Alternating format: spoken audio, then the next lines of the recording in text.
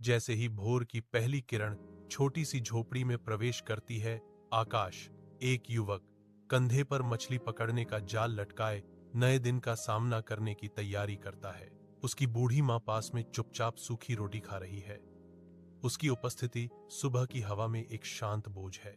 आकाश का चेहरा थकान से भरा हुआ उसकी आंखों में एक गहरी दृढ़ संकल्प को दर्शाता है।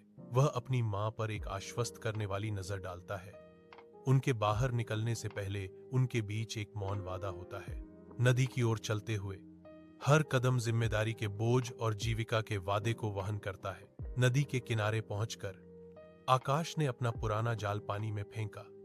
उसकी आंखों में आशा चमक रही थी, जो नए दिन की सुबह को दर्शा रही थी। एक नीरस, बादलों से घिरे आकाश के नीचे आकाश, जिसका चेहरा निराशा से भरा हुआ था, आखिरी बार अपना जाल खींचता है। उसकी आंखें अविश्वास से चौड़ी हो जाती हैं। उदासी के बीच एक अचानक चमक उठती है जब वह एक विशाल, चमकती हुई चांदी की मछली देखता है। शानदार मछली, उसके शल्क हीरों के झरने की तरह चमकते हुए आकाश को मंत्रमुग्ध कर देते हैं, जो जाल में फंसी हुई है। अत्यंत सावधानी से आकाश उस अद्भुत प्राणी को गोद में लेता है। उसके दिल में एक अजीब, गहरा एहसास उमड़ रहा है। वह घर की ओर मुड़ता है। असाधारण कैच ढलती दोपहर की रोशनी में अप्रत्याशित आशा की किरण बन जाता है। आकाश तीव्र एकाग्रता के साथ मछली को सावधानी से काटता है।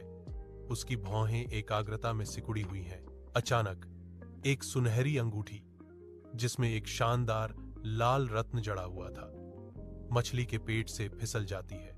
आकाश की आंखें आश्चर्य से चौड़ी हो जाती हैं, क्योंकि वह रहस्यमय अंगूठी को सावधानी से उठाता है। जैसे ही वह धूल हटाता है, एक अलौकिक चमक झोपड़ी को घेर लेती है और एक गहरी आवाज गूंजती है, युवा, तुमने मुझे आजाद कर दिया है। आकाश चौंका हुआ फिर भी शांत घोषणा करता है, मेरा गांव सूखे से पीड़ित है, मैं इसकी समृद्धि की कामना करता हूं।